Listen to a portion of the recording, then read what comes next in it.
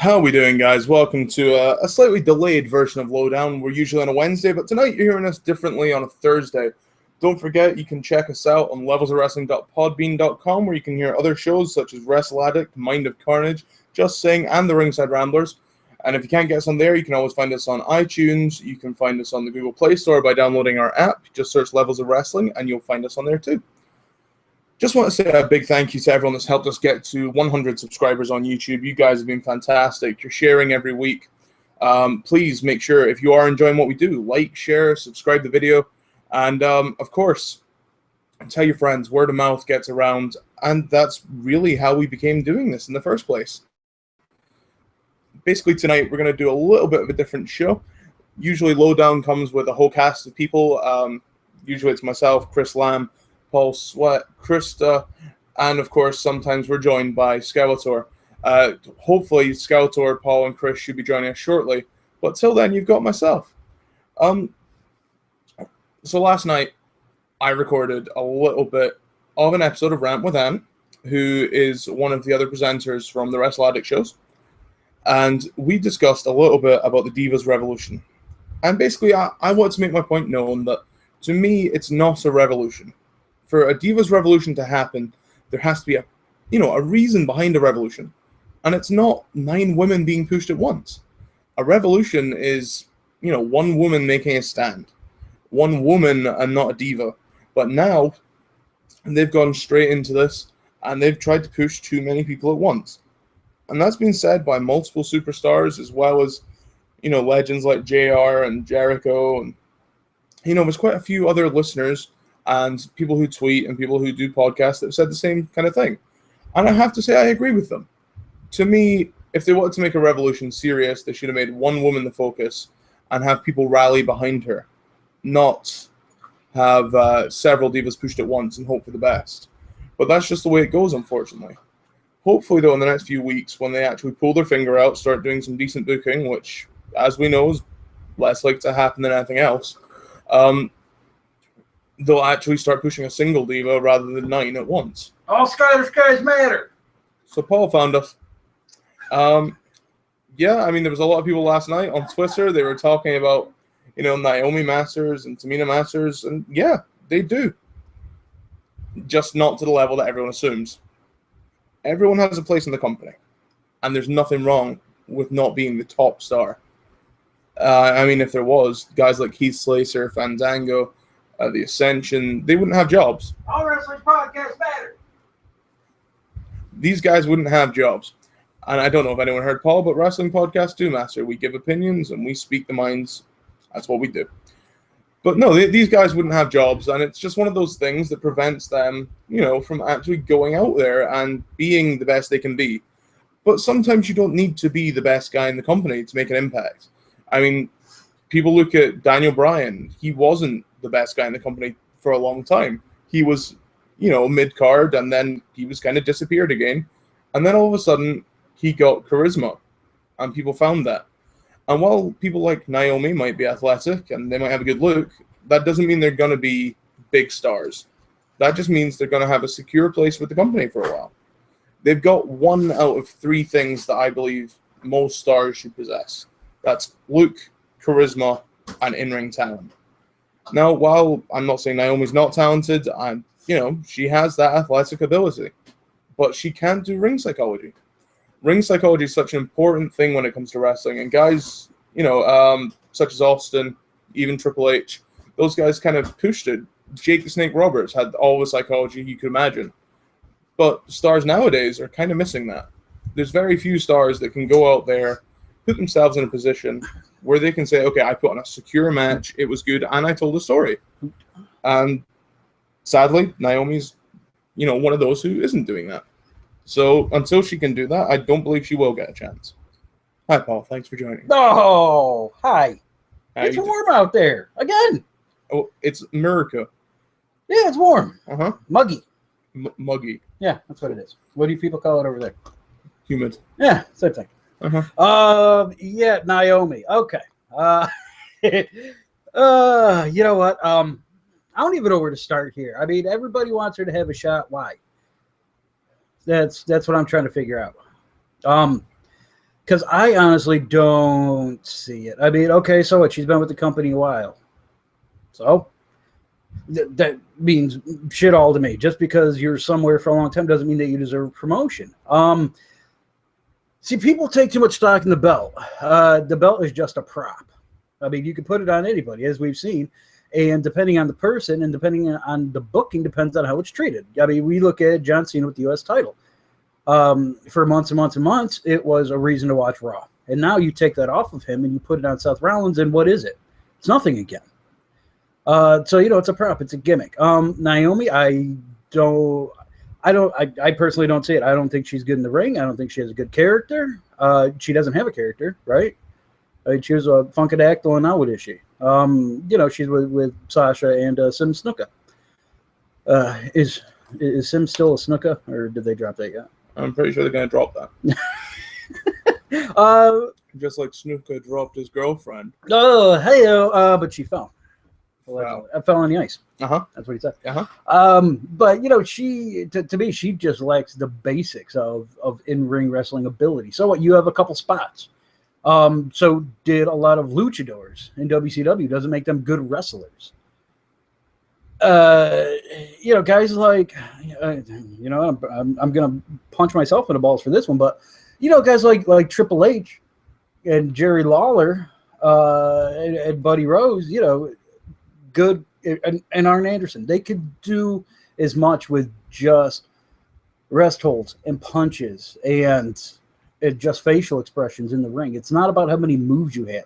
It's knowing when to do it, how to do it, and connecting with the audience. And to me, she doesn't have any of that at this point. She doesn't, she's there. I'd say put her back down to NXT and let her get some work down there.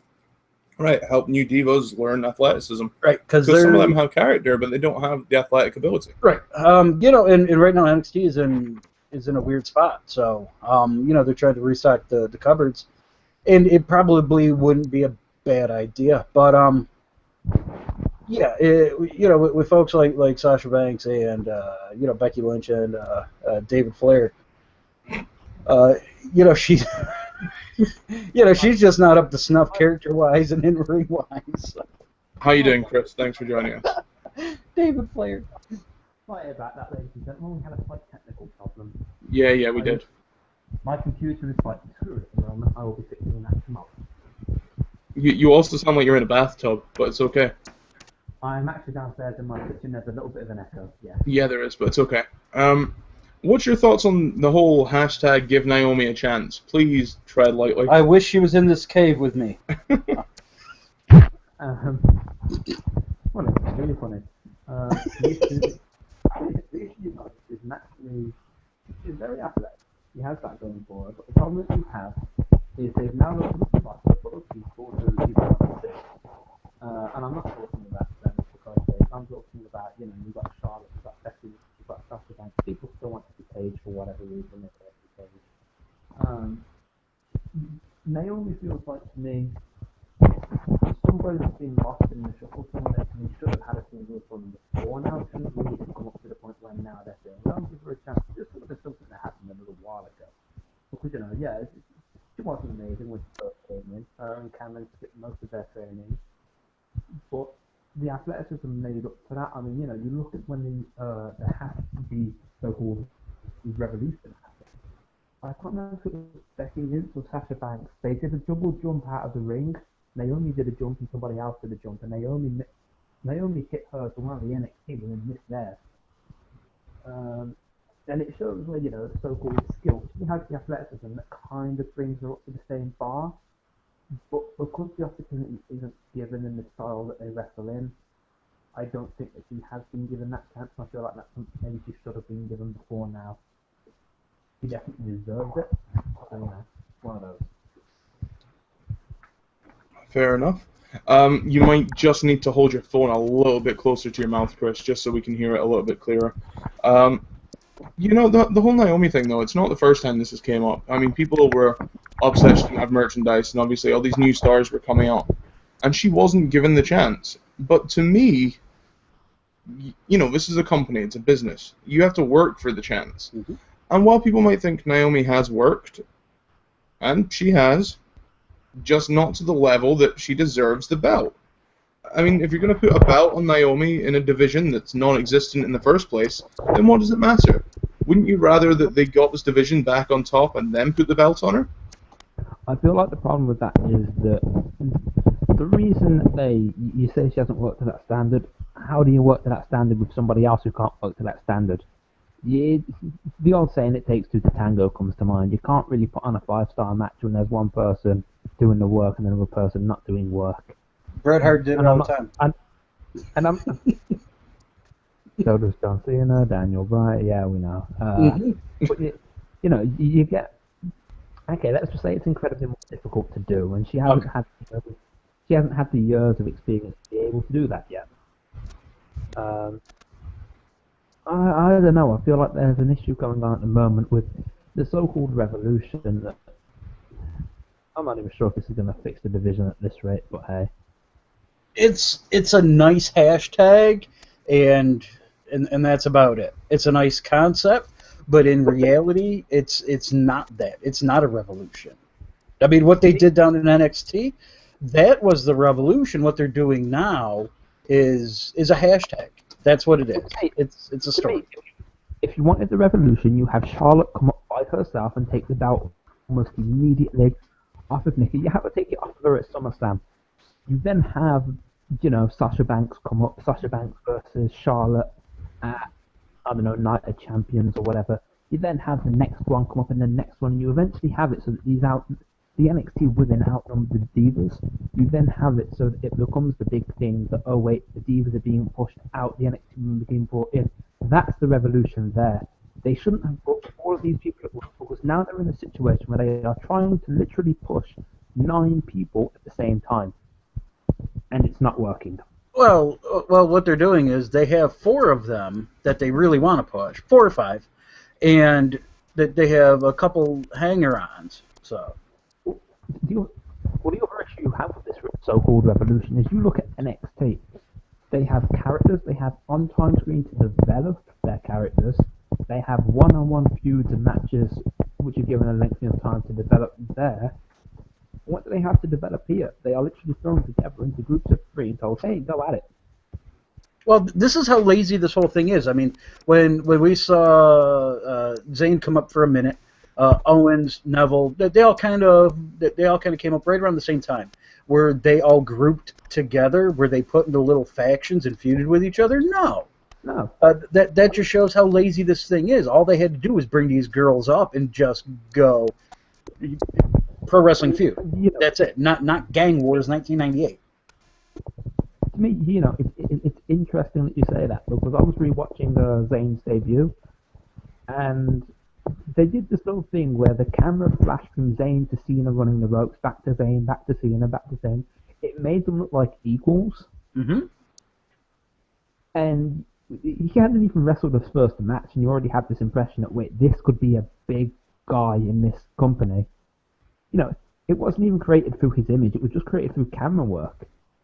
Even if they did something as simple as that with, like, Charlotte coming up by herself and having that, because where's that been? Nowadays you see the Divas and it's, oh look, there's a giant clump of 3 of them, oh look, there's another clump of 3, oh look, the other clump of 3's just arrived. Mm-hmm. Yeah, I mean, I was saying last night to Ant, if they really want to make stars break out quickly, and what you said, Paul, about putting Naomi back down in NXT for a bit, let her work with some new stars, help build them up, you have Sasha Banks take out Naomi, and then you literally have her turn to Tamina and say, you're with me now.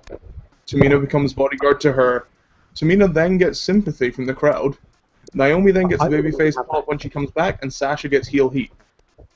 I wouldn't even have that. I would literally have Sasha Banks take her out, and have this whole thing about family go on, because Tamina and Naomi apparently are family. I'm not sure how that one works entirely. Mm-hmm. She married into the family. Yeah, but you have that entire thing play out through that. You don't, even there, it writes itself. You don't actually need to do much with it. Oh, sweet baby Jesus, I don't want to see that match, though. Yeah, that was my issue. I don't want to see the match between Tamina and Sasha. No, I want one of those 2 fired. So. But, I wouldn't even mind if Charlotte won the title and Becky Lynch attacked her and said, this is meant to be my time. Right, but pro wrestling feuds instead of going, hey, we're all friends, we all look alike. Hey, we're all heels. Let's hang out. That's not it. Yeah, exactly, and that's the issue. They are still not booking them as they would if they were men. And nope, not a bit, and it sucks.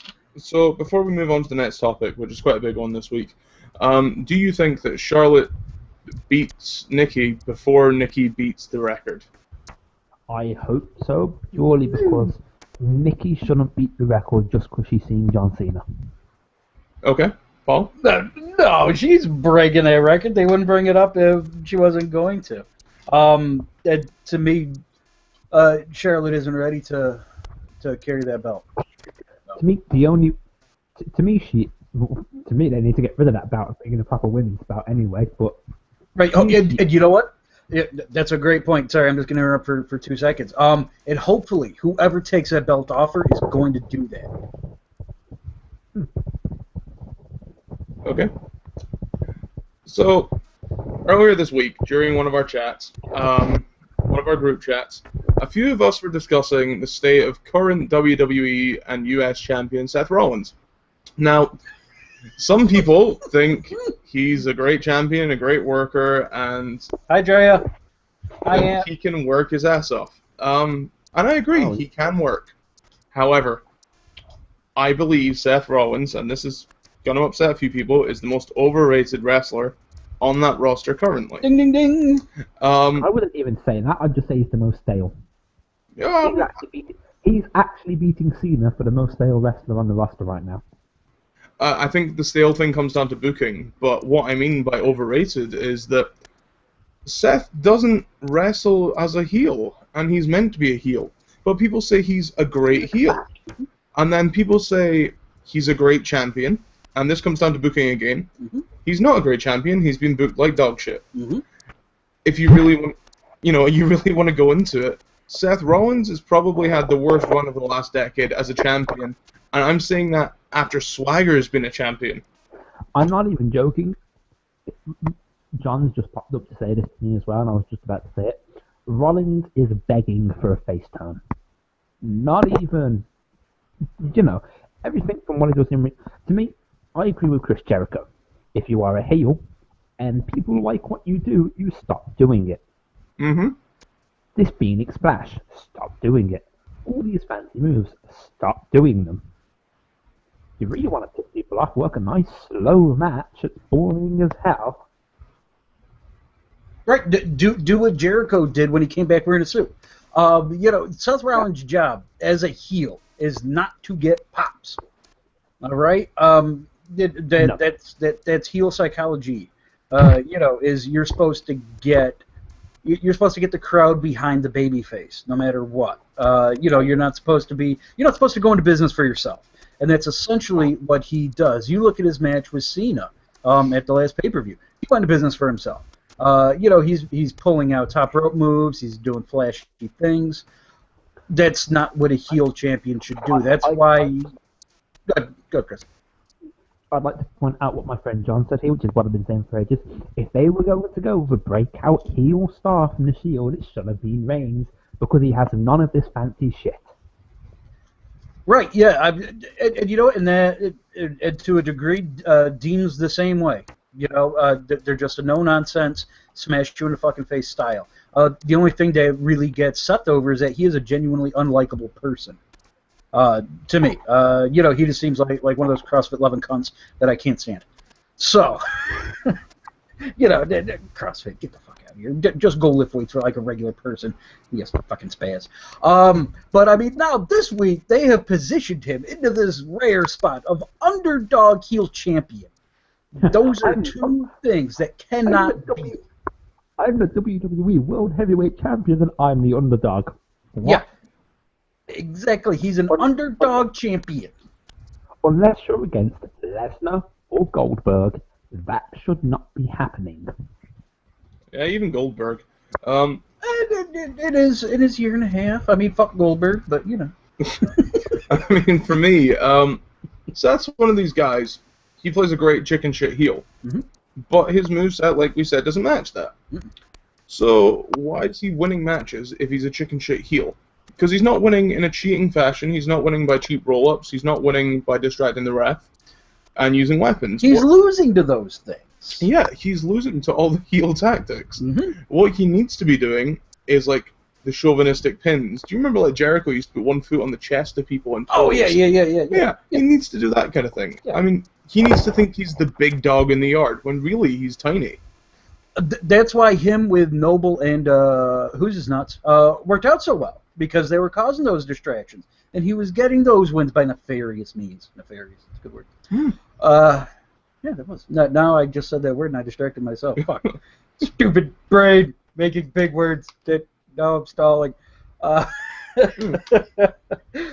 that's what he needs. You can't have this guy be an underdog champion. It doesn't work, especially to a 173-year-old Sting, who I He think just gets older every time you mention him. as the days go by, he gets older. He's like fucking Methuselah. But I honestly enjoyed Sting though on Monday. He came across as very likable, very relaxed, especially in that opening promo. I mean, because Seth came out. Yeah, hold on.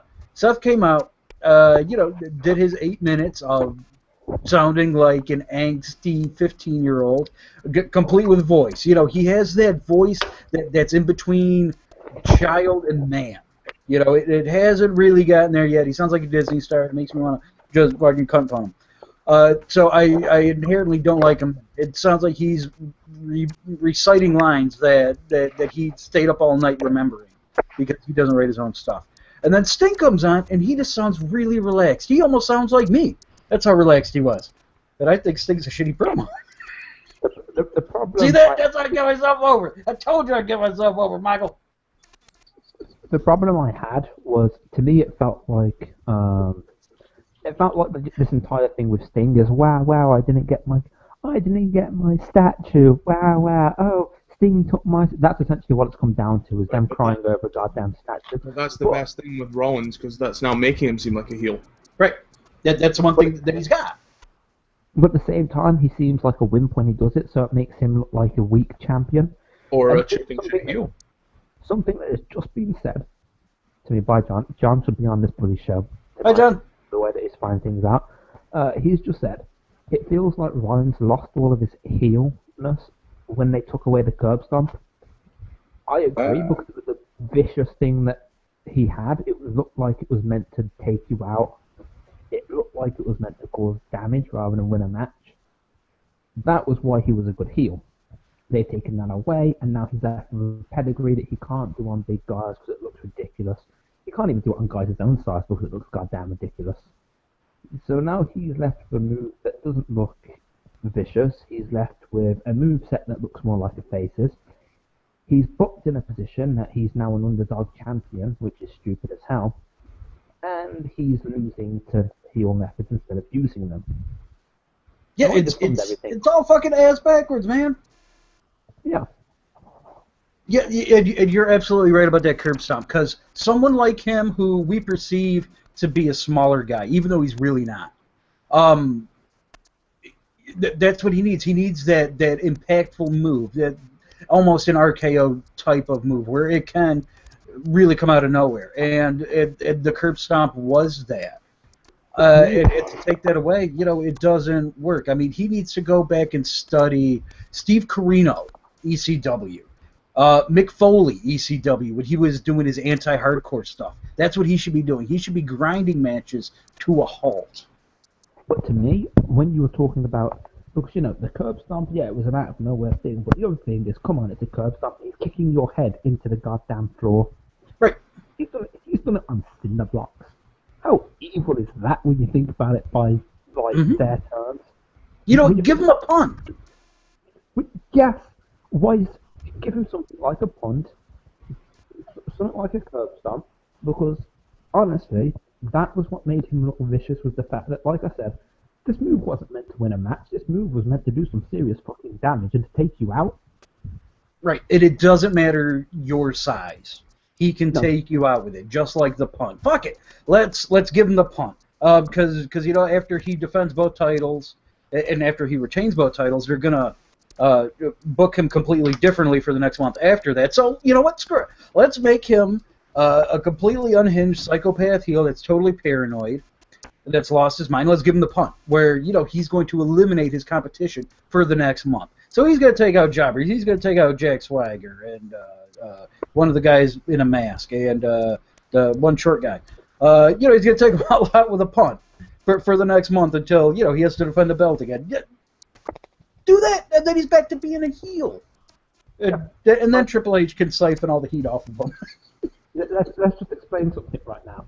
Bo Dallas is a better heel at the moment than Seth Rollins. Brilliant. And this brings me to my next point. Ah, look at that. Earlier this week, like I said, we had a conversation about all this. And Paul, you mentioned I did. 10 wrestlers Oh. better than Seth Rollins who wrestle in character Yes. on the current WWE roster. Yes. And I've got to say, there was probably none there that I disagreed with. I think there was one, but then I justified it. Who was it? Was it Titus? It was Titus. Yeah. Hot Tag Titus. Yeah. Because it is insanely difficult. It's insanely difficult to be a hot tag. Very few guys are good at it nowadays, and WWE has two of them right now, Titus O'Neil and Roman Reigns. Those guys are great at coming in and clearing the ring. What? Cass. But the Who problem... the fuck is that guy? Yeah, see, if you watched them, you'd enjoy them. No, I wouldn't. Guess what? We have been watching Attitude Era for the past couple of days.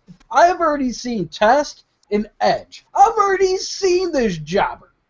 He's the worst of both of them.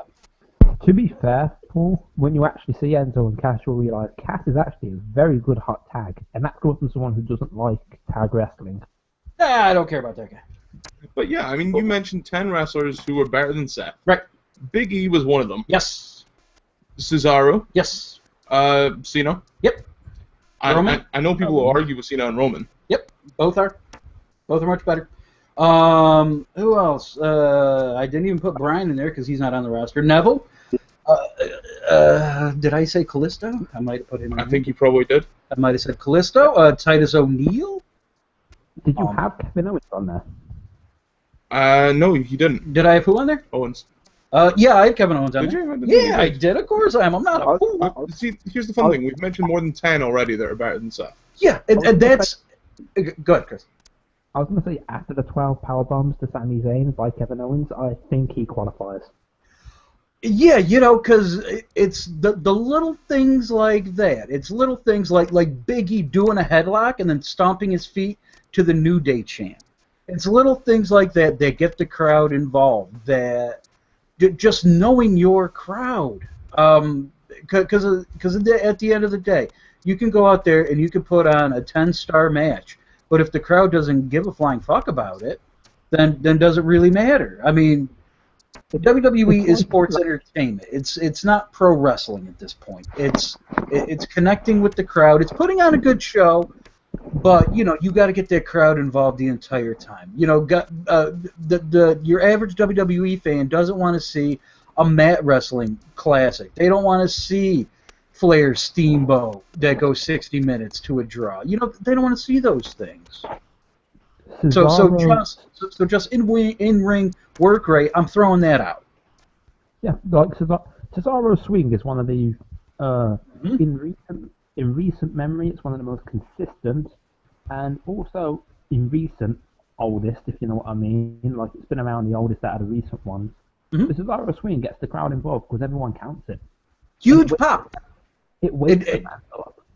And when he was a heel, he was smart enough to not do it. As soon as he was starting to get over and get those face pops, he stopped doing it. He would tease it and then not do it. That's psychology right there. Seth Rollins, on the other hand, if he had a move like that, if he did the big swing, he wouldn't do it in a match with, say, someone the caliber of Ryback or somebody like that. You know, physics aside, you know, he's not going to do it. But against someone like John Cena, where he knows he's going to get cheered, he's going to do that fucking move. You know what would make me really laugh my ass off is 1 week they go to set up the curb stomp on the thing, and gets ready for it, the crowd pops, he runs up and just kicks him in the ribs. Exactly. You know, it's little things like that that get you booed, and that's what he needs to work on, outside of just being completely unlikable. I mean, he was getting boring chants on Monday. That's not good. He is. He totally is. The other issue you've got, and this is something that a lot of people like Foley, Bret Hart, and everybody have touched on, he is so overused. It's stupid. The 3 hours of Raw, we normally see him for at least 30 to 40 minutes.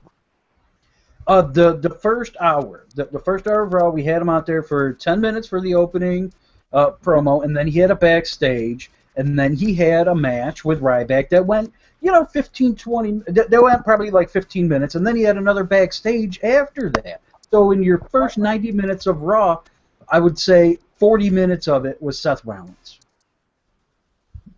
And that can't happen. If you have a guy like Lesnar, that can work, because it's Lesnar. He's an attraction without trying to be an attraction. Rollins, on the other hand, there's nothing really special about him. To me, you can't feature anybody that heavily nowadays. No one should be featured that heavily. If you're in more than 2 segments a show, I don't want to see it.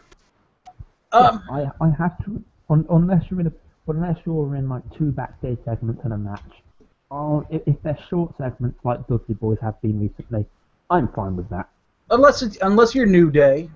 I was going to say, or unless you're entertaining like the New Day. Yep, then it's okay. New Day rocks. New Day rocks. And unless you're them, I don't want to see half the show dedicated to you. It drives me insane. I hated it when Raw was all about the McMahons. I hated it when it was all about Triple H. I hate it now that it's all about Seth Rollins. You should never be that reliant on one person. You shouldn't be writing your entire show around one person. Which is funny because everyone says it's based around Cena, but it's actually not anymore. No, it's totally not. I mean, he comes out there for his match. That's it. That's it. He comes out there for a match. Was he even in a match, John? Yeah, he was. Yeah, he was in the main event. He was in the main event, right. and he was the babyface in peril for 10 minutes to New Day. What a fucking trooper that guy is. But I didn't see that because They are! They came out, they were the stars of Monday. I didn't actually see that match because myself, like 500,000 people apparently, turned off after the first hour and a half. It was worth it for the main event. That crowd was, they were on and off most of the night, mostly off. But when New Day came out there, they woke up. Those three got that crowd into it, especially Xavier Woods. Xavier Woods is a stinking genius. Whoever thought of him coming out there with a trombone, give yourself a raise. I'm really hoping that it was Xavier because he can obviously play it. It was brilliant. See, my issue with the show is something different entirely. My issue with the show is that the show itself has become stale. Oh, it absolutely is. We have to explain this to anybody who hasn't quite picked up on it yet, we always open with a promo, roughly 10 to 30 minutes of talking about whatever is happening for whatever stupid-ass reason. We then have a tag match for some reason, and it's normally a tag match that isn't even important. It's like it's like I wouldn't say a squash one, but it's a non-important tag match. We're then followed by the highlight of the first hour, which is sometimes semi-decent. It's something to do with the story normally. It's still not that great of a match because they say that's the end of the second hour. You then go into the next part of you then go into the second hour, which normally have a backstage segment to start it off. You then have another match that people don't really seem to care about. You then have something to do with the Wyatts, which, okay, the Wyatts are interesting these days. That's good for them. Then you have another match after that. You have a Divas segment after that, which again nobody cares about. The point, you can see the point I'm making here, right? It's very formulaic. It's like they have an outline. It's on a whiteboard where they just go, okay, this time to this time is dedicated to this promo, put this person into it. This time to this time is dedicated to Divas match, put these two in it. This time to this time is tag match, put these two teams in it. And that's it. Nothing feels fresh. Like, you can't decipher a show from last week from 3 years ago. It's almost impossible. Here is my issue. When was the last time they had a tables match, a chairs match, a ladders match, a Hell in a Cell match, a cage match? Oh, in one show? No, I'm not about any of these. When's the last time they had one of these in a Raw? Didn't they have a cage match not too long ago? They had one cage match which involved Jericho, I believe, when he jumped off and broke his toe. Yep. What was the one where someone almost got impaled by the thing? Wasn't that Rollins? That was Rollins, yeah. Yeah, he almost got impaled by the thing. So, I mean, it has been too long ago, but I mean, without blood, do those matches matter? No, but hold on. In the past 2 or 3 years since I've started watching, they've had 2. When was the last time there was a ladder match? Or a table match? Or a chair match? Tables match is coming soon, and the Dudleys are going to lose it. Yeah, that match is going to come back soon. But what I mean is that's going to be on a pay-per-view. The problem we've got at the moment is Raw. Raw is stale. Forget the pay-per-views for a minute. Raw is the issue here. You can't have a good build-up to the pay-per-views without having a good show to build on. How about a world title change on TV? How about something like that? I mean, yeah, you're absolutely right. Give me something like that. I mean, because I remember back in the day, you know, if the world title was defended on TV, there was always a chance that it could change hands. Mick Foley. Yep. I mean, they even told you that was going to happen, and more people tuned in. Yeah, that'll put butts in seats. But the issue you've got... Tell everyone a week before. The issue you've got is that, you know, you have... What you say. You can predict everything that's... Basically, we're at the point, because I watch my anime, you have the main story and you have filler. Filler, for people who don't know, is the crap that doesn't matter. Monday Night Raw has become the filler. It should never be the case where the main show has become something that is no longer important because it just builds up to a pay-per-view where everything happens there. I was more impressed by Steve Austin's interview with Edge and Christian than I was with Raw. That was fun. Kazoos. We need kazoos. They had kazoos on Monday, and you made The last time I remember Raw... Don't look at me. The last time I remember Raw being interesting was... 6 seconds. The Monday in... towards the start of August. It was Neville versus Rollins, and everyone thought at that moment that Neville pinned Rollins on Raw. Yeah, genuinely, and that probably would have been a nice turn for the story. Yeah, it would have been interesting, it would have been refreshing, and it would have brought some life back to everything. But no. Look, that's what made the U.S. Title thing fun, was that every week, you know, you knew that it was going to be some kind of badass match, that some top-level guy was going to come in there and give Cena a great match. It was great. The only problem now was we more or less knew that Cena wasn't going to drop that belt. No, we didn't, though. We didn't. I mean, he could have dropped that title at any time to Kevin Owens to Cesaro, and it would have made sense, and we would have believed it. To be honest, if it had happened to Owens, I'd have said it was one of the best Raws ever, because it needed to happen, to be honest. The fact that... But if it was Sami Zayn? For the first month... Oh, no, not Sami Zayn. He injured himself, for fuck's sake. What about CM Punk, Sami Zayn, and... Oh, and a triple threat for the US title. Probably be a really fucking match. Oh, that'd be the best Raw ever. But the issue you've got though is, you know, after the first month or so after Mania, everyone sort of figured out, well, hold on, it doesn't look like he's going to drop the belt anytime soon. Especially when they started bringing out the goddamn T-shirts. Mm-hmm. Well, yeah, I mean, you know, as soon as he announced the U.S. title challenge, it was, okay, this guy's going to establish this thing, and he's going to build this up as its own gimmick, its own brand. The U.S. title is going to mean something now because it's going to be defended every week. And with the hopes that whoever was going to be the next one to take it off of him was going to continue that. Maybe that was just my own being stupidness. I was trying to think of a big word. But now, you know, it doesn't mean fucking dick. You know, everything that Cena did for that belt and worked for, gone. Gone in one single night.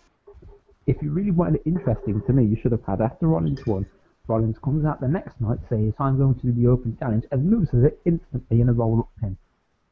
No, you have him defended against jobbers, people that he's going to crush, because that's what a heel would do. You have him bring out Bo Dallas and local indie talent. You know, that's what you do. That's what a heel does. He's not going to come out there and defend the title against credible people.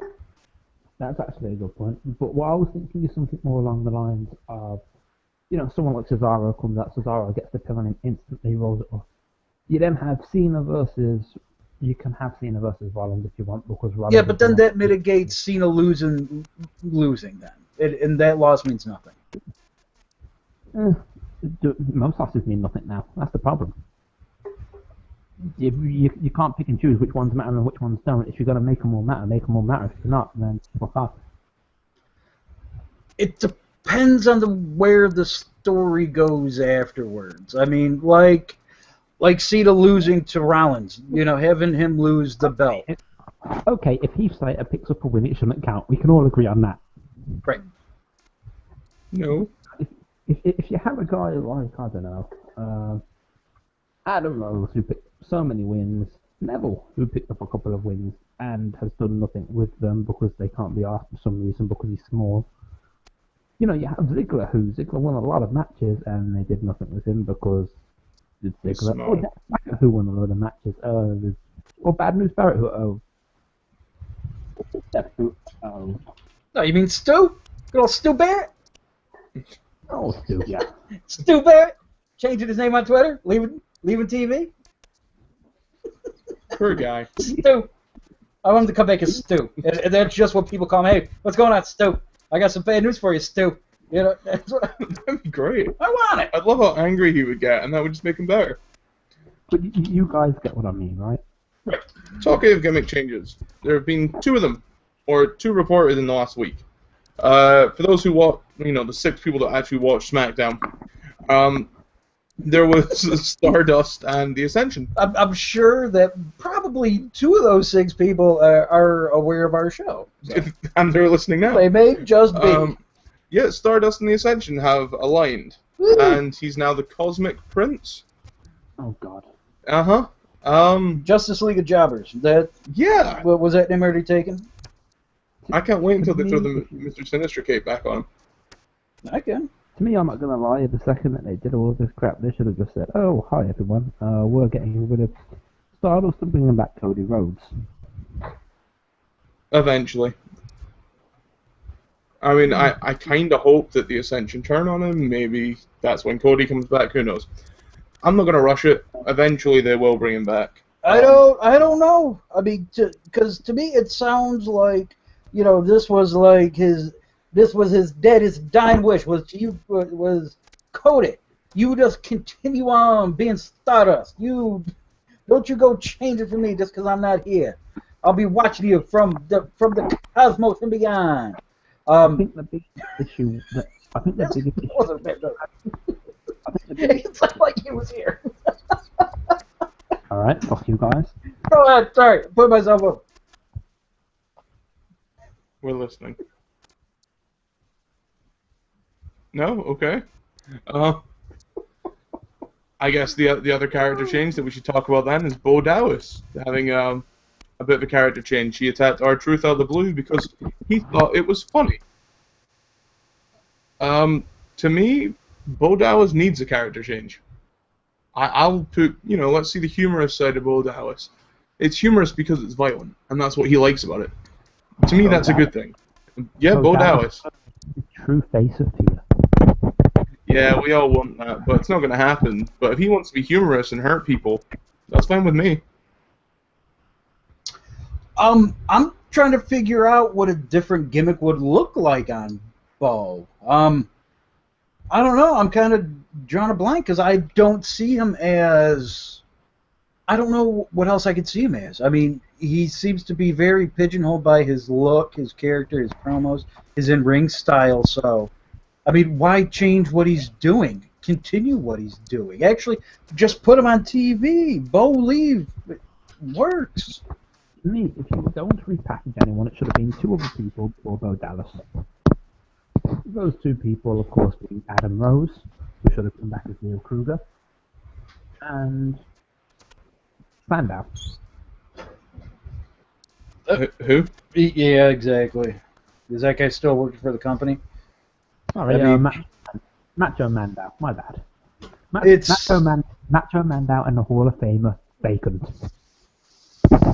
I guess, you know, just going by dirt sheets, you know, in regards to Adam Rose, I guess Vince was a little pissed off that that he started getting bring Leo back or something like that, some kind of stupid hashtag that means dick all. But I guess he got a little upset because of that. So really expect to see whatever they're doing with Adam Rose next to be super embarrassing and basically want him to make him quit his job. I wouldn't be entirely surprised if he's one of the ones that gets released next. I'm kind of hoping so. Because right now, he's just spinning his wheels. I mean, there's too many guys right now. Too many guys, not enough booking. Yeah, not enough. Not enough care to go around. Not enough stories to go around. Because the folks in the back, the creative folks, use that term loosely, just don't care. That's what made the Attitude Era good. Yeah, so what, the in-ring stunk. Who gave a shit? Everybody had something to do, whether you were Stone Cold Steve Austin or you were Crash Holly.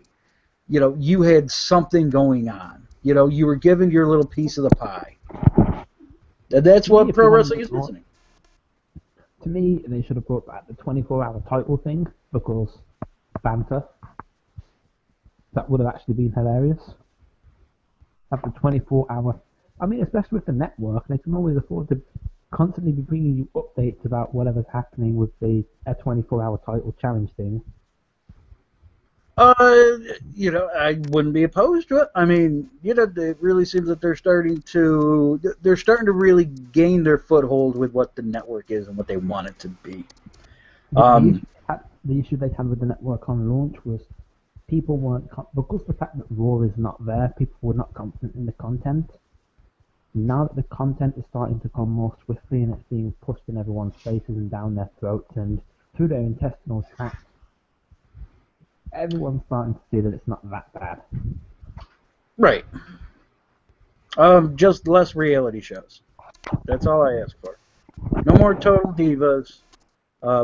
No more Tough Enough. I have no issues with reality shows if they are actually reality. None of them are. Tough and Buff, I'll watch that show. Buff should have been a show. That should be a TV show with Buff Bagwell and Scott Norton. They should be buddy cops starring in the show Tough and Buff. I'd watch it. Bad News Bear and Buff Bagwell. Tough and Buff. I'd watch it. Yeah. People talk about Makes sense to me. things. People talk about all these things that happen with Tough Enough and the winner of Tough Enough and what's going to happen. I mean, you guys saw me say earlier, Naomi's been replaced in Total Divas by one of the women from Tough Enough. Because that's going to go down super duper well if they give Naomi a chance now. But they've taken somebody who, and I'm not even being funny, she knew how to be a bitch, but she didn't know how to wrestle. They've broken the cycle of this Divas Revolution already. They've taken a girl who's good looking, can't do shit, and said, hey, let's promote her.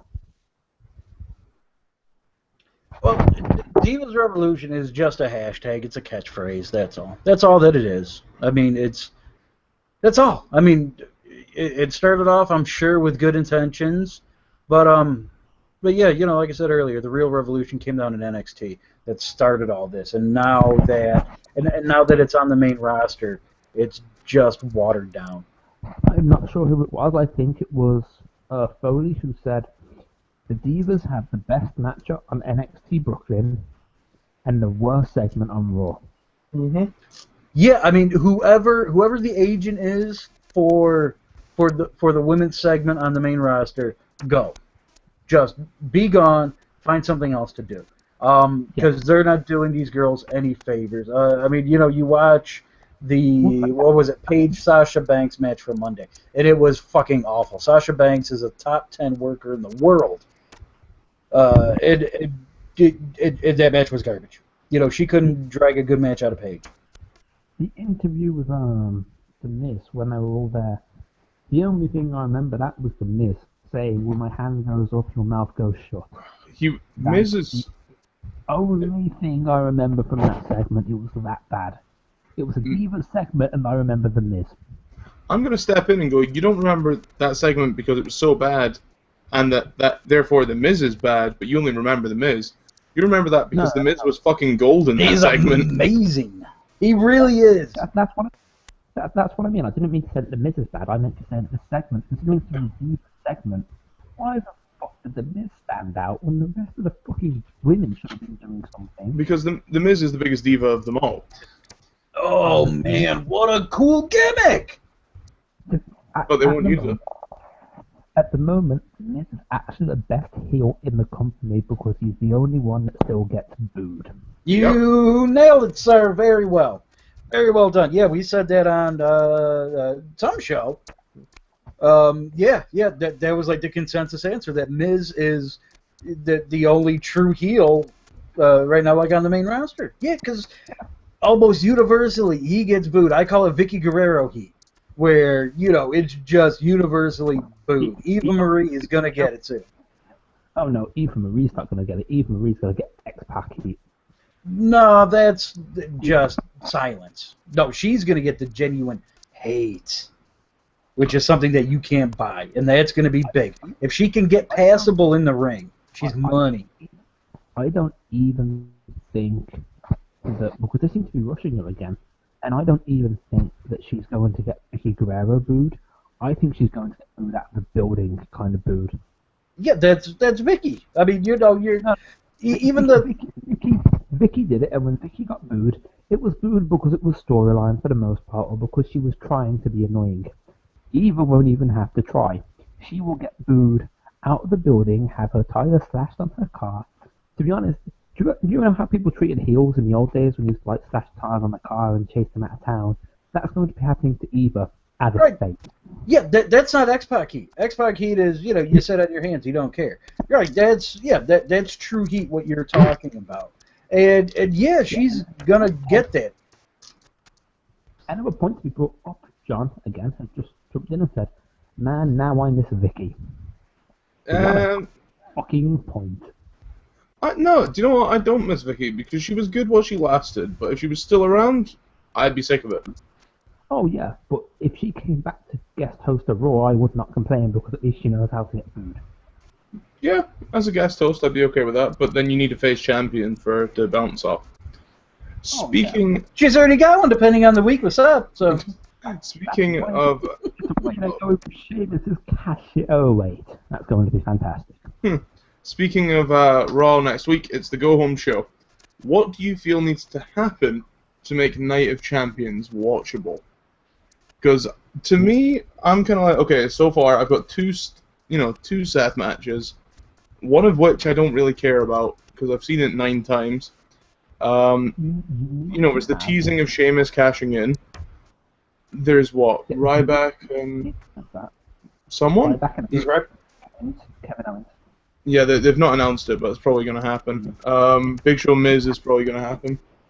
I'd just like to point out, by the way, I love how Ryback says feed me more and he's against the only fat person on the roster. Yeah, let's not call him fat either. Okay, like he's no bigger than Bubba Ray Dudley. He's chubby. He's lovable. Lovable. He's a big lovable guy. You can tell that John's just giving his opinion on what needs to happen for the go-home show. The card needs to change. Yeah, part of it I agree with. I think there's... I could not agree more.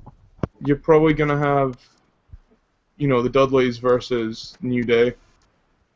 Or whoever's the champions at Night of Champions. It will be the New Day, and I have no problem with it being the New Day. Yeah, me too, but it shouldn't be a tables match, and the Dudleys need to lose the first one. They need to lose the first match for them to keep chasing down.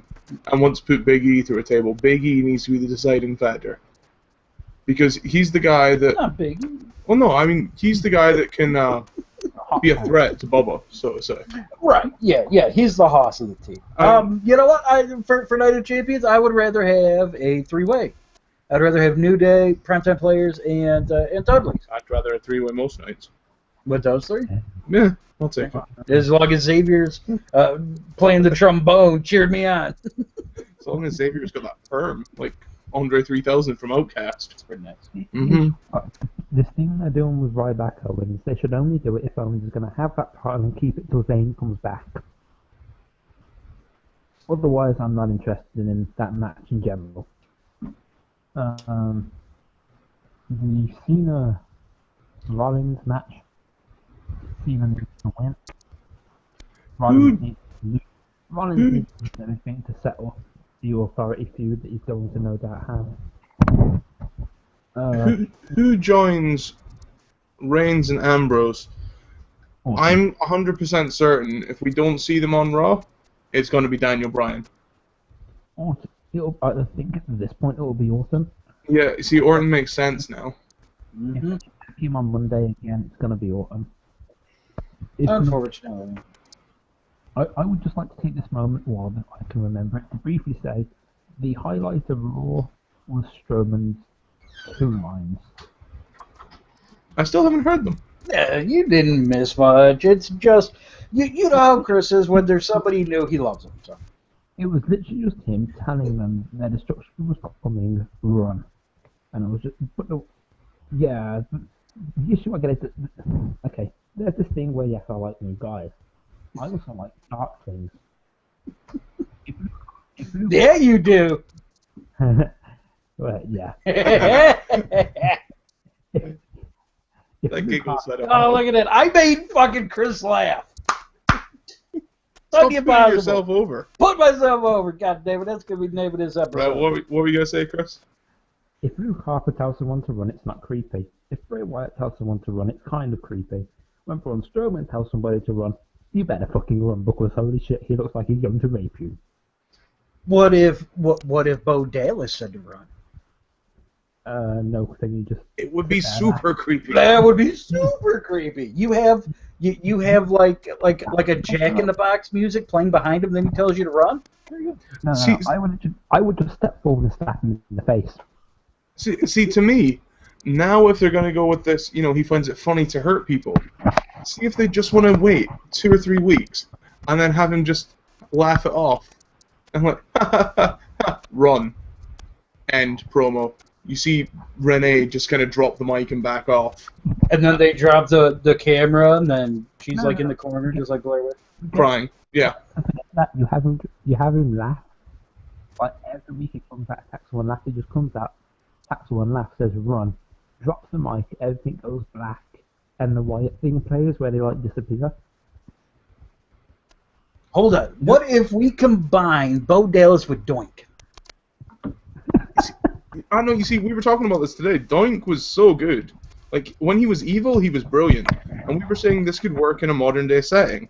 Like, you just smear the makeup a little, you make him really creepy. So have Bo a little bit lost, lose himself in a character, and then just let him go nuts. Have him do what we were saying Stardust should have done. Right.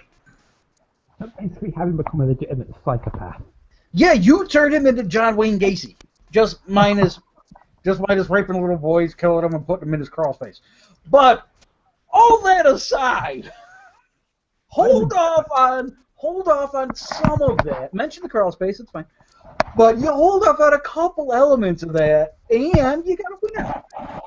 I legitimately think that would be my favorite gimmick on the entire roster. Exactly, and we just came up with that in a minute and a half. And here's the fun part. You can roll this into what we said about Bray Wyatt before with Sister Abigail. Sister Abigail was a nun who taught Bray all the bad things. She taught him all the terrible things. But Bray got all the attention from Sister Abigail. And so what happened to Bo? He went nuts. Bo lost it and found his own way by doing bad things. And he was punished by Sister Abigail. Oh, this is good! God damn it! Write this shit down. WWE. Vince, I know you're listening.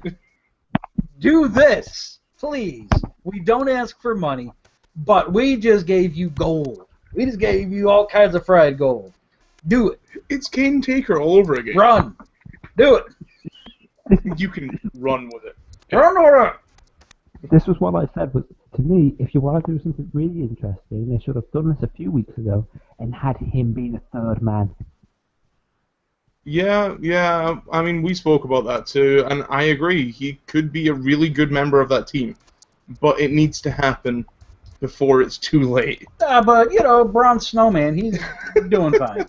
I can't wait till they make him look like Santa at Christmas time. Santa Snowman, run! To me, what I was going to say, I'd have had him in the face and had him talk about Abigail and everything, and be the third guy for Ambrose and Reigns, and then have him heel turn that match. Yeah, maybe. That would work. Because how long until they turn Snowman face? I was 6 months. Say, I would actually hold off, and I would make it a Survivor Series match where it's the Wyatt family versus like the remnants of the Shield, Cena, and some others. Yeah, and they still can. I mean, there's still time and space to do a 4-on-4. So, yeah, I totally anticipate this to continue. Yeah, when Roman comes back, they've set themselves up for that. Yeah, I'm cool with that. I like it. Although I'm looking forward to the reaction Roman has to seeing Strowman. Yeah. Now you see, I really, really, really want him to treat Strowman like a big brother. Like, you can have him treat him like the big brother that Harper wasn't. Harper bullies him, whereas Strowman stands up for him. Yeah, Strowman loves him, gives him back massages, gives him shoulder rubs during promos. Combs beard and polishes his beard, polishes his head. I like it. Could you imagine how cool it would be to see like a Roman with a Rubik's Cube, one move away from it being solved, hands it to Strowman, Strowman finishes it for him and hands it back. No, I think even better, Strowman crushes it. Just one hand. Yeah, by that's mistake. what he would do, because we already established that Rowan's a genius. So, he's smart enough to take the stickers off of the Rubik's Cube and then put them back on. That's the key in all of it. Rowan comes back and tells everyone what the situation is. So Rowan's the one that opens his mouth. Right. So Strowman has to take him out. He's the brains. Yeah. I like it. Look at this. We just booked this feud better than WWE will. I'm going to be upset 6 months from now when we haven't done it. Yeah, we've just set ourselves up for failure and disappointment for the next couple months. Okay. I'll tell you what, when there's a live event in Birmingham and when they have the NXT London thing, I will see if I can get hold of Triple H and tell him you guys are fucking stupid. Please do, because I would love to see him smack you in the face. Yeah. Make sure you're recording that, and we'll put it on like the page, the Twitter account, everything we got. Hey, speaking of NXT, we actually watched that junk last night. I would actually love, by the way, to just walk up to Triple H and just say, hey, I love what you've been doing with NXT, but shame Raw's not that good, and walk off. Yeah, that would work. But he's not in charge of Raw, so it wouldn't faze him. He'd probably be proud of that. Mm-hmm. Could you imagine doing that at Mania in front of Vince? Yeah. I wouldn't. Vince would be off his rocker that day because he's going eight days without sleep. I was going to say, he's just been camping out in the production truck. Yeah, he's gone 8 days without sleep. He's got little signs around says no sneezing. And, Triple H is dropping powder, pepper around trying to get him to sneeze. Would you say you guys watched NXT last night? Yeah, we did. It was poop. The best thing in that show last night was Peyton Royce's ass. Who? The Australian chick that's not Emma. I'm actually looking forward to Nia. I missed it. You know what I liked? I liked Bull Dempsey. Oh, fuck yes. Bull Dempsey was awesome. Bull Dempsey owned that show. He got the star treatment on that show. He was the big star of the entire show. That, and I like Joe in a tag team. And what's-his-face looked tiny. Yeah, Balor, right. Can we talk about this, Chris? Because I know you said before Balor is going to be huge when he gets to the main roster. Uh-oh. He looked tiny in that ring. Like, he looks too skinny. Yeah. And this is why they tell guys to bulk up. Like, that makes sense to me now. Balor is actually a guy who I think is smaller than Neville. Not in by a lot. When you look at Neville, Neville's not tall, but he's filled out for his build. Like, he's quite bulky for his build. You look at Balor and he is not. Right, yeah. I mean, you look at Neville, he looks like you could put him in with the British Bulldog and Dynamite Kid. He could make the third member of that team. Neville is rich. You could probably grate cheese on his freaking abs, for Christ's sake. Yeah, I mean... That's the greatest three-man team I've ever come up with. Congrats. Unfortunately, 2 of them are dead. No, Dynamite's still alive. He only has 1 leg, but... Sorry, Zach Gallen then. Yeah, he got outworked Zach Gallen. I agree, Chris. I mean, he did look like a cheese board. Like, the worst thing about it is, like, Finn Balor, he could be good.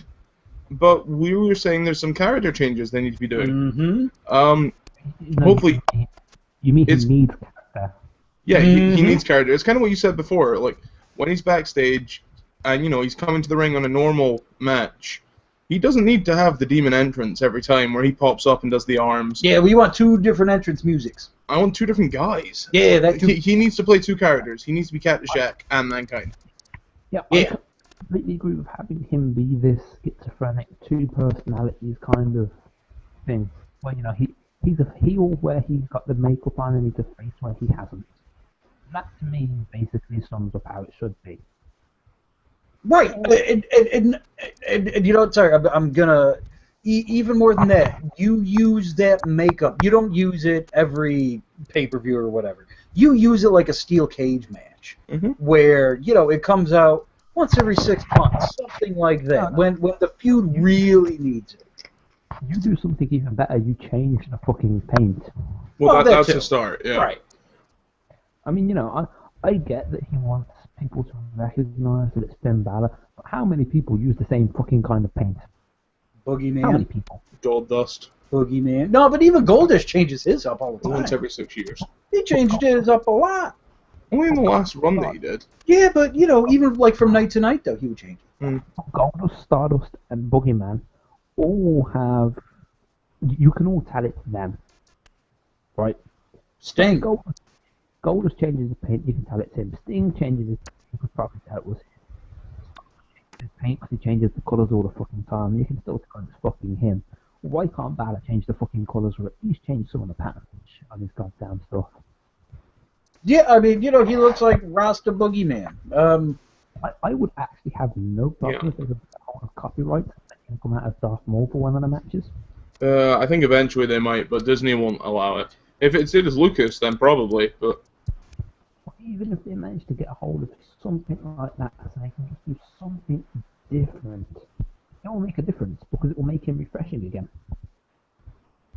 Yeah, I mean, you know, doing little different things, like, you know, putting the Eye of Mordor on his back the one time, and... Isn't that what it was? Did you guys see the Brooklyn takeover? No, I mean, I wasn't there at all. No, one of us wasn't there, Craig. His entrance, like, we were in different places. His entrance was okay. It was tough to see him where we were. If People did... Sorry, I was going to... On you go. If you actually watch it back on the video, you can't tell if it's actually him or if there's multiple people with the paint, because he pops up in one location, goes down, a few seconds later he pops up on the other side, a few seconds later he pops up somewhere else, and you're like, fucking hell. See, that's kind of clever, but my issue with it is he's a demon. Why should he care what people are doing? You know, if he's this character who's violent, he's aggressive, he's got the paint on. Why is he a face? Yeah, that as well. I mean, I want to find him, like, in his locker room, like, on the floor, like, unstable, shirt ripped open, because he can't cope anymore, because he got too angry with someone. I would actually like him to just do a thing where, you know, he attacked Hideo Itami and doesn't remember it because he had the paint on. And then it goes from there. Where they do this thing that we talked about, where he has 2 characters, split personality, and he doesn't remember, because then they can even do this whole fake Taker, fake Diesel, fake everything in the universe apparently, where they have someone dressed up in Finn Balor's body paint versus Finn Balor. You can have versus Balor. I would rather they didn't, but it is a possibility. To me, it's a little bit too out there now. As long as the guy in the paint looked relatively similar to him and could go in the ring, I would have 0 problems with it. Yeah. I'm sorry, on you go. No, I was just saying, for story purposes, I could deal with it. Oh, of course. I mean, for me, the big deal, I really want to see this idea that Finn Balor is, you know, a nice guy. Like, they need to make Finn Balor a baby face. Like, he needs to be good. He needs to be nice. Maybe naive sometimes. until he gets pissed off and angry. He's almost Festus without being retarded. He needs to be Sami Zayn. Yeah, in some ways. I mean, he needs the Sami Zayn treatment where he goes from being nice, and that's just how he goes. You know, he needs to have that snapping point, almost like a vengeance. What I say about Zayn is the underdog. Zayn is the good guy. He's super nice. He's super friendly. He has the crowd behind him. Once Owen screwed him out, he came back and he was like, I don't fucking care. I'm going for the title. Fuck you. Fuck this. Fuck that. Fuck you. I'm going to kill you, sort of thing. And it worked. It really worked. It wasn't heel, but it was him snapping, kind of ish. And that's what Balor needs to do, like you said. Yeah, I mean, it's not tough to do. It's not difficult to put into words. It's just, you know, they're going to struggle to do it because Finn Balor doesn't have the acting capabilities to do it. Like, he's about as interesting as a piece of cardboard when he's on his own. Yeah, I mean, it's just the way it goes. Well, that's my big problem at the moment with Balor. He has the potential, but he needs to use it and he needs to think about his character carefully. He's handsome, I'll give him that much. I mean, you know, the other people that have it going are High Nation. Apollo Crews, the guy who came out for NXT TakeOver Brooklyn, and I instantly said he's going to be the first African American World Heavyweight Champion one day. Sorry, who did you say that about? Apollo Crews. When Vince gets him, not a chance. That guy, like you said, Paul's in a sweater vest. Oh, yeah, Vince can't wait to get his hands on him and call him Carlton and make him dance. I wish I was. I wish I was. He has the look, he has the build, he has the athleticism. The The only thing he misses is height, but he has everything else. I would agree. I'm Big E. Yeah. They've already got the big guy up there. Yeah, they already got him. Big E. But could you imagine Big E and Apollo Crews and a... No, because he can't hang with Big E. Let me put this in perspective for you. Big E's about to become Mark Henry, while Apollo Crews is going to become Farouk. Well, he's about to become D-Lo. Yeah, well, he probably will become D-Lo. If he doesn't get a new finisher, he's going to be D-Lo. He needs a neck wiggle. Neck wiggle matters. It wouldn't hurt. All neck wiggles matter. Yeah, Cruz, he's one guy. They showed last night with him just in that little backstage segment and him wearing that nice little polo shirt and his nice little interview and smiling from ear to ear. That wasn't good. That came off as one of the fakest things I've seen in a long time. I mean, that's faker than Nikki Bella's tits. It's not good. I haven't seen that. All I've seen is the takeover stuff, where I instantly saw him in the ring, and I was like, he has like the full package and what's needed. Go watch his indie stuff. Fuck what you saw in NXT. That stunk. Yeah, his NXT stuff didn't actually give him, you know, kind of any support. It made him look like he was losing to Elias Sampson, and then he just pulled out, you know, standing moonsault, and that's his finisher. They need to give him a better finisher for his size. Although he's athletic, and I appreciate he can do that, with arms that big, let's give him a submission, or a bear hug, or, you know, some kind of massive clothesline. Yeah, big ending. I don't give a shit. Something. Even failing that, just give him a shooting star press. Agreed. Fine, I'll take that. But I think they banned that, didn't they? No. No, they didn't. No, well, if they're letting Neville do the Red Arrow, it's the same thing, just with a twist in it. Yeah, that was more dangerous. Yeah, think about it. I'll let you know what Vince is thinking when we're off air. No, but for me, it's like they can give this guy a high-impact move off the top rope, or they can give him something that he can pull out of nowhere, like a Dominator, for instance. Would just, you know what, though? That just seems way too obvious to go, well, Farouk did it, Lashley did it, this guy can do it. What's the theme? No, but I mean something of that impact. Right, yeah. I mean, you know, Big E almost has a variation of it. You know what? Give him the twist of fate. Nah, it's close. Let's do a reverse, though, so it's like a neck breaker. Yeah, let's do something like that. He's somebody that I would like to give like a widow's peak. Call it living by the creed. I'm telling you. That's what they're going to call it. Living by the creed. And it's going to be awful. Oh, that's so bad! It's going to be awful, and they're going to call his fans that. Oh. His fans follow the creed. Oh, does he get to dance before he does said move? Nope, but when he comes out at WrestleMania, he's going to have the Assassin's Creed hood on. See, at least Sami Zayn and the Zaniacs are standing up. I want him coming out of WrestleMania to Tom Jones. It's not unusual. He's not Carlton. Not yet. Wait till Vince gets his hands on him, damn it. He's going to love him.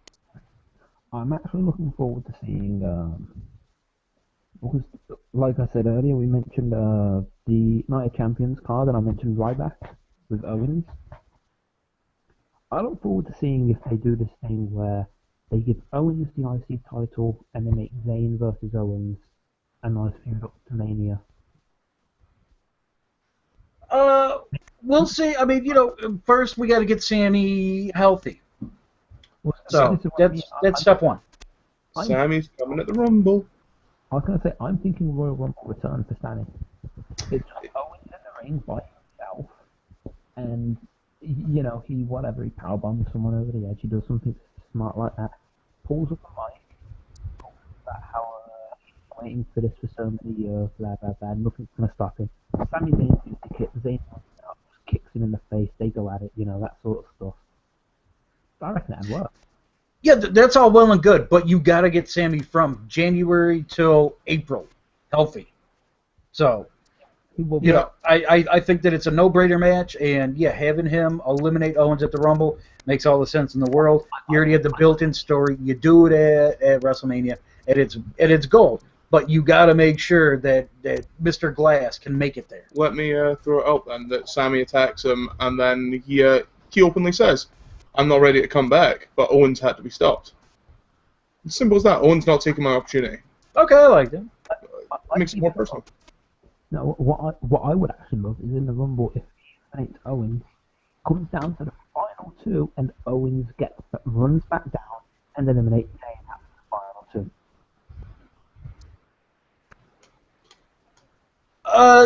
Yeah, it would work. I mean, it would feel really telegraphed, though. I don't think it necessarily would, not in the sense that... No one's going to believe that Sami Zayn's going to win the Royal Rumble at main event WrestleMania, especially the biggest WrestleMania in history, because you got to consider that the person across from him is either going to be John Cena or Roman Reigns that's going to win. This is what I was going to say. This is how you turn Roman Reigns heel. No! No! Hold up. No! Okay, go ahead. My logic is if it comes down to anyone in Reigns, the other person is going to get cheered like hell, which is going to be Sami Zayn. So you then have Zayn, get eliminated by Owens, and puts a lot of heat on Owens, but it also leaves you with... It kind of leaves you with a state where Reigns can't really be booed directly because it's not Reigns' fault. He didn't win the match. You even if you keep him as a face, you could have him be the good guy, and say, "I want to give you another chance at Fastlane or whatever." That's essentially what they tried to do last year. And fell flat in its ass. Yeah, and you're just trying to do the same thing with a guy that you like. The way that they did it last year was they had Reigns win the match, and then it wasn't even a matter of Daniel Bryan's going to get another chance. It was literally just Reigns being Reigns. If they actually did it where Reigns, if they did it properly, and they actually, now that Reigns has had some goddamn acting lessons, have him be, apologetic, sympathetic, all of this stuff. I still stick by that. Reigns was fine until they brought The Rock out to cover up. Because they booed him, but they didn't need The Rock. No, that whole night was everything was calculated to mitigate the backlash onto Roman. I mean, they knew what was going to happen. They knew that they put themselves in a corner by announcing that Daniel Bryan was going to be in that match and that everybody expected Bryan to win that. So, they did that to themselves. But Roman got himself over afterwards. I mean, when he went into Mania, he had all the momentum in the world behind him, and you really felt like he was going to be the guy. It was going to be Lesnar. And he's built off of that. The guy had a great match with the fucking Big Show. So, he's going to be world champion, hopefully at Mania. That's the only place that makes sense for him to do it. Well, here's the thing I'm thinking about now, is even if they did this thing with Owens and Zayn, if they did something similar to that, you could even have Owens hold up Roman's hand, and Roman refusing to, and spear Owens or whatever. Or hell, you just have them completely distract everyone from that and have Owens be the big heel going into Mania and have it be for the IC title. Because at least then that belt means something. They're just going to be in a ladder match. So. No.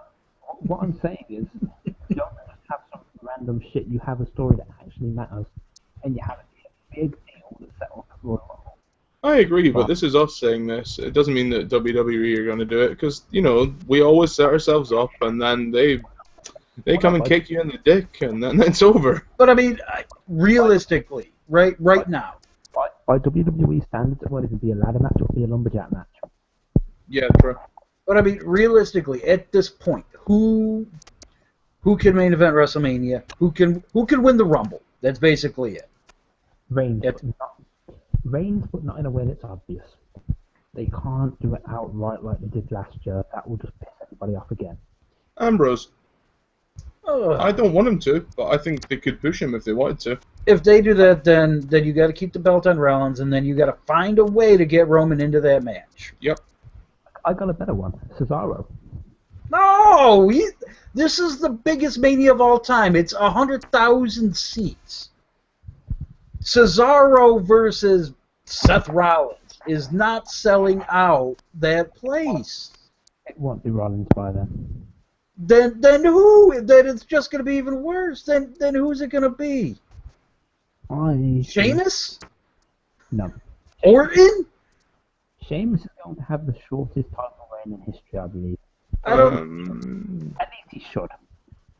No, he won't have the shortest title reign. Yokozuna has that one, so. No, he's not going to have a long title reign. Right. I don't think he's going to cash in and win. So. I honestly believe, and I stick by what I said the other day, he's going to beat Sting, he's going to beat Cena, Sheamus is going to cash in, and he's going to beat Sheamus. He's going to brag about it the next night on Raw, Triple H loses his shit, and takes out Seth. Because he's sick of him bragging. Because there'll be a line, I'm better than you now. When did you beat 3 men in one night? Ooh, yeah, he's going to call himself the Game. Oh, yeah. Checkmate, Hunter. I'm Seth Rollins, and I'm that damn good. Because it was I'm the Game, and I'm that damn good. I beat the Game. I played the game, I beat the game. Imagine the whole thing. There's your merch. About being the man. I like it. They've done this whole... Good, Chris. Okay.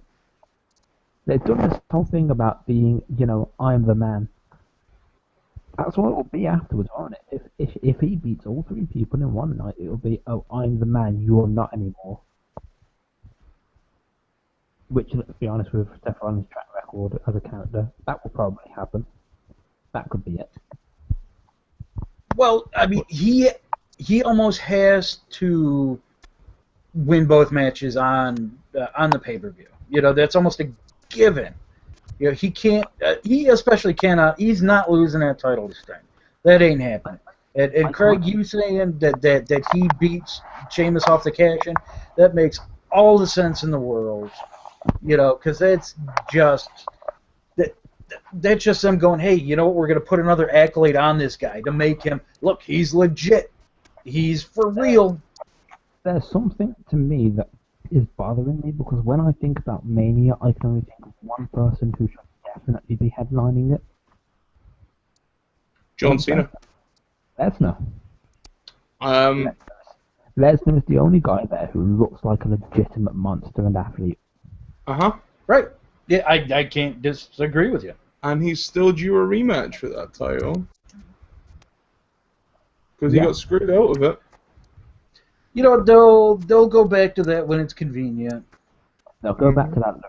I am willing to bet Lesnar is a surprise entrant. Did Brock win a Rumble? I'm sure he won one. Yeah. 2002, 2003 yeah, maybe? One of those times. Yeah, I'll watch it ttonight. I'm not good with math. Because we watched 2001 earlier. Yeah, we've been going through Rumble marathons. I wouldn't mind. I wouldn't mind. I'm not on about having him win the Rumble. I'm thinking of him being champion, like winning the title at Fastlane or something, and being champ going into it. You see, no, I was going to say I'm good with him winning the Rumble. You have him go in, destroy House, you beat Reigns' record. You just have him destroy 15 men in one night. What if you have him throw out 29 guys? Forget that. Suplex every time. Could you imagine him suplexing someone over the top rope? Enzo, yeah, it's going to happen. The Bodales, undo it to Bo or Kofi or Neville, one of the guys that can take it. Bring in Paul London for a night, let him die. But yeah, you know what? You're a goddamn genius. All the Scottish guys matter. Lesnar winning that, now that makes. But the issue I have there is you have so many guys in the mid card trying to break into the main card. You know, you have Cesaro, Reigns, Ambrose. You're gonna have Owens. You're gonna have Zayn, I dare say. You have so many people who could be legitimate. Right. That's what the other 8 months of the year are for, though, is to give those other guys opportunities and chances and elevate them, and that's what they're not doing. I mean, that's, you know what, Chris, exactly what you said. That is what we've been saying for the past year, is that they have not elevated folk. They've elevated one person, essentially, in the past year or so. That's Seth Rollins. I mean, we've been saying it week in, week out. They do not make stars. They're not making stars. No one is. The main event scene is shallow as can be, and they're just relying on old part-timers. This is the grand problem. You are absolutely correct. You know what we need right now in creative is Heyman. Me! I was going to say, the three of us, we've just booked the whole Wyatt family. Yeah, come on, we booked the Wyatt family in 3 minutes. Now we just booked Mania. Well, for a guy who ran ECW into the ground, you have to admit he didn't half make some stars in ECW. Oh, yeah. Well, it wasn't that he ran into the ground. He was just bad with money. That's what I mean. He financially ran it into the ground. It wasn't. It's the only truth. That's over bad with money. Before we go off the air, let me give you a little bit of food for thought. We're talking about the Wyatts. You know, there are possibly going to be 5 of them in total, right? What if the last 5 in the Rumble are Wyatt, and they all leave the ring except for Bray? Imagine the heat he gets and becomes a heel. Like, he actually becomes a defined heel. You can have anyone with the belt then, and you have Bray go on with a whole faction of men, the Church of Wyatt, if you will, because I'm determined Sister Abigail's going to be a nun. He's got an army. He is Charles Manson at that point. Yeah, that's why it needs to work. I love it. You could build 5 stars in one night. Yep, 5 stars one night. And the fact is, you then have guys you can turn, you have a tag team ready. I'm not going to say Diva, they're not going to use Sister, sorry. No. But yeah, they've got guys ready, you've got a tag team, you've got Braun Strowman as a monster, you've got Bray ready to be... Braun Strowman! Yeah, you've got Bray ready to be your Jake the Snake. He can main event a Mania. He won with Taker last year. He legit could in that situation. But, you know, like I said earlier, I forgot that Bray had a match with Taker at Mania. Right, and the year before that was Cena. So where do you go after Taker? You go up. You've even forgotten that you could even have Bray turn face and have someone like Strowman, a powerhouse, lead the Wyatts instead. No, he can't talk. He's too stupid. Run! You don't need him to talk. You just need him to be the monster. You need him to be the strength, the one that rules with power rather than with wisdom. Yeah, but then that makes guys like Harper, Rowan, and whoever else joins a bit of a wimp. No, you don't. You just have to be a faction of strong people. Snowman, hate fire! You would actually have a way to make Bray Wyatt a legitimate face. No, this is bad. Bad. I don't want him as a face. There's too many faces, not enough heels on the main event level. Cult leader, but that's cool because now we've got a topic that we can run on to beginning the next show. Guys, we've been Levels of Wrestling. This has been a delayed lowdown. Snowman! That's been Snowman. You guys can hear us on levelsofwrestling.podbean.com. You can also hear us on iTunes, where we do shows with Levels of Wrestling ourselves. You've then got Mind of Carnage, Just Saying, Ringside Ramblers, and the Wrestle Addicts. Don't forget you can hear them at 8 o'clock as well tonight. head over to WrestleAddict1 on Twitter. You get a link from them. And when you're done there, you can head to tpublic.com/user/levels of wrestling, and you can buy yourself a Hey Yo Big Craig t-shirt, or you can buy a Low Family t-shirt, and both give cause to supporting the Low Family. Hey, yo, Big Craig. This J Brown over here, he's selling t-shirts. Yep. So guys, don't forget, we've been the Levels of Wrestling. Please make sure you like, share, and subscribe to the video, and we'll see you again next week. Normally at the regular time on a Wednesday at 6 p.m. EST. Snowman!